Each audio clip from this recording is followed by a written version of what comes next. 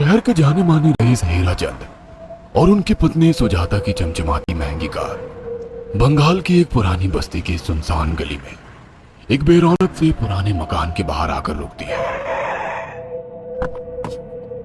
सुजाता, ये तुम मुझे किस जगह लेकर आई हो? ये तो कोई गरीबों की बस्ती लगती है।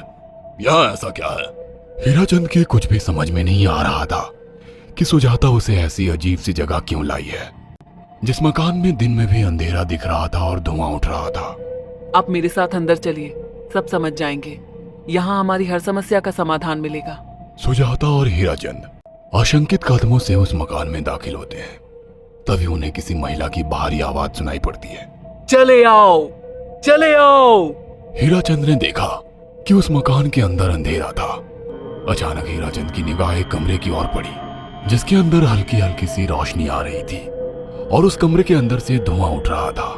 शायद उस कमरे के अंदर आग जल रही थी। है? ये किसकी आवाज है? यहाँ इतना अंधेरा क्यों है और ये धुआं कैसे उठ रहा है? मेरा तो यहाँ दम घुट रहा है। सुजाता और हीराचंद धीरे धीरे कदमों से उस कमरे के अंदर चले गए। अंदर वाले कमरे में बिखरे बाल वाली एक खूबसूरत सी बूढ़ी औरत सामने जल रही आग में एक मुर्गी की गर्दन काटकर उसका खून गिरा रही थी और मुर्गी का शरीर छटपटा रहा था।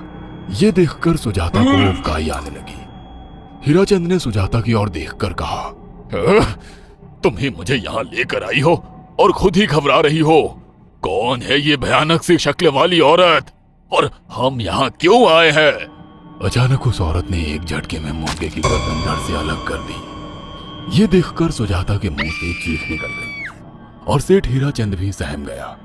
वो बहुत डरावना नजारा था। ये अघोरा ताई हैं।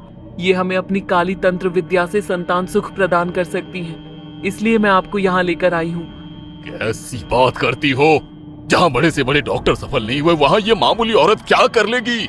हीराचंद की बात सुनकर अघोरी ताई ने गुस्से से हीराचंद की ओर देखकर कहा, नादान हीराचंद, काली विद्या में इतनी शक्ति है कि मरे को भी जिंदा कर दे। संतान पैदा कराना कौन सा मुश्किल है? तुम्हें मेरा नाम कैसे पता? क्या तुम सच में हमें संतान सुख दिला सकती हो? तुम जितनी दौलत मांगोगी मिल जाएगी, अगर ये संभव है तो। संतान का नाम सुनते ही हीराचंद की आंखों में चमक आ गई। वह संतान के लिए कुछ भी कर सकता था।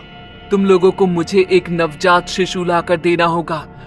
मैं उस शिशु की बलि चढ़ा दूंगी और फिर वही शिशु तुम्हारे घर में फिर से जन्म लेगा। नवजात शिशु की बलि का नाम सुनते ही सुजाता और हरिचंद डर के मारे सिहर गए, पर उनकी आंखों में उनकी संतान का सपना ज्यादा बड़ा था। वो सब करने को तैयार थे। अघोरा ताई, आप जैसा कहेंगे हम वैसा करेंगे। बस हमें संतान सुख दिला दो। बिना वारिस के हमारी दौलत किस काम की? संतान सुख के लिए अंधे हो चुके सुजाता और हरिचंद अपनी नौकरानी शीला से एक नवजात बच्ची चोरी करवा के अघोरी ताई को दे देते हैं।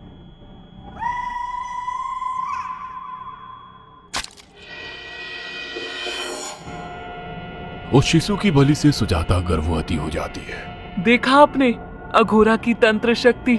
मुझे उस पर पूरा भरोसा था। चलो चलकर उन्हें धन्यवाद कहते हैं। हीराचंद और सुजाता अघोरा ताई के पास पहुंचते हैं। वो दोनों बहुत खुश थे और अघोरा पर उन्हें अंधविश्वास हो गया था। अघोरा ताई, आप महान तंत्रिका है। आपने वो चमत्कार कर दिखाया जो बड़े बड़े डॉक्टर नहीं कर सके। ये काली विद्या है बेटा। अगर तुम दोनों चाहो तो मैं इस विद्या से तुम दोनों को हमेशा के लिए जवान बना सकती हूँ। क्या सच में ऐसा संभव है? हाँ बिल्कुल, पर इसके लिए तुम्हें जवान लड़के और लड़कियों की बलि चढ़ानी होगी। तुम उन्हें यहाँ तक लाओ, बाकी मैं देख लूंगी।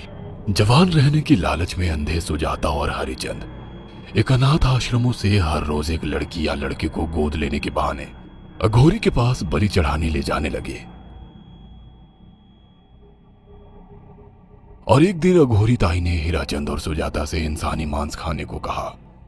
पूरी तरह से इंसान से हैवान बन चुके अब वो दोनों इंसानी मांस खाने के लिए तैयार भी हो गए। ये गर्म खून और मांस खाकर तुम लोगों की उम्र भी बढ़ जाएगी। खाओ इसे। हाँ, सच में ये इंसानी मांस बड़ा स्वादिष्ट है। अघोरा ने अपनी बातों में फंसाकर सुजाता और हरिचंद को नरभक्षी बना दिया था। वो तीनों हर दिन बलि चढ़ाकर खून पीकर मांस खाने लगे। नौकरानी शीला भी नए शिकार लाने में उनकी मदद करती थी, मगर एक दिन शीला को शिकार नहीं मिला। मेम साहब, आज एक भी शिकार हाथ नहीं लगा और मैं बहुत थक गई हूँ और घर जाकर थोड़ा आराम करना चाहती हूँ। कोई बात नहीं शीला, एक छोटा सा काम है, तुम हमारे साथ चलो, लौटते में हम तुम्हें घर छोड़ देंगे। जी मेम साहब। शीला नहीं जानती थी कि शिकार नहीं मिलने से सुजाता और हरिचंद अंदर से बौखला गए थे और उनके दिमाग में एक शैतानी चाल चल रही थी। सुजाता, ये बेहोशी की दवा है। शीला के कार में बैठते ही तुम उसे सुंघा देना। आज हमें इसी की बलि देनी होगी। इसने हमारे यहाँ का बहुत खाना खाया, अब हम लोग इसे खाएंगे। वैसे भी ये आगे चल के हमारे लिए खतरा बन सकती थी।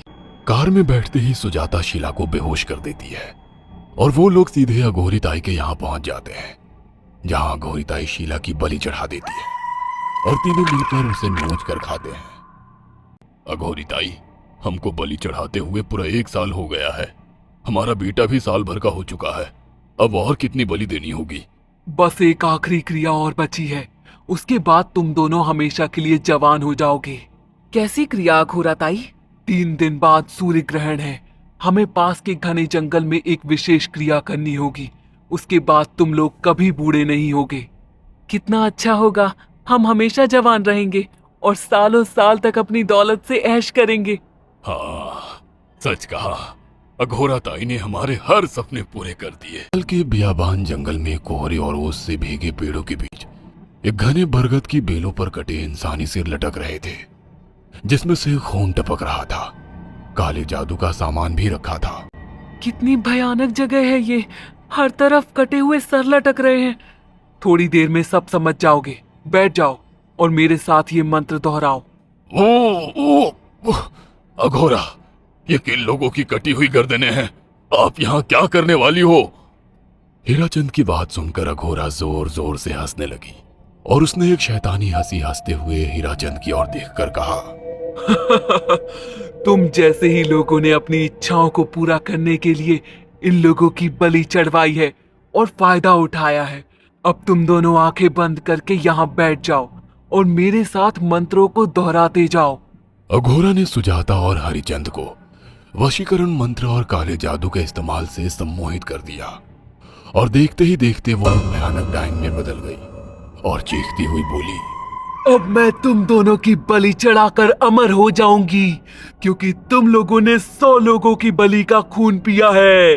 देखते ही देखते उस डायन ने फरसे से एक एक करके सुजाता और हरिचंद की गर्दन काटकर जल रही आग में बलि चढ़ा दी और उनका गर्म खून पीने लगी।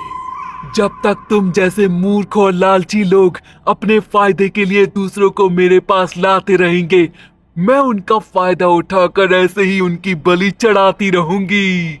दरअसल अघोरा एक डायन थी और अपना स्वार्थ पूरा करने के लिए उसने हीराचंद और सुजाता की लालच का फायदा उठाकर उनकी भी बलि चढ़ा दी। बुरे काम का बुरा ही नतीजा मिलता है।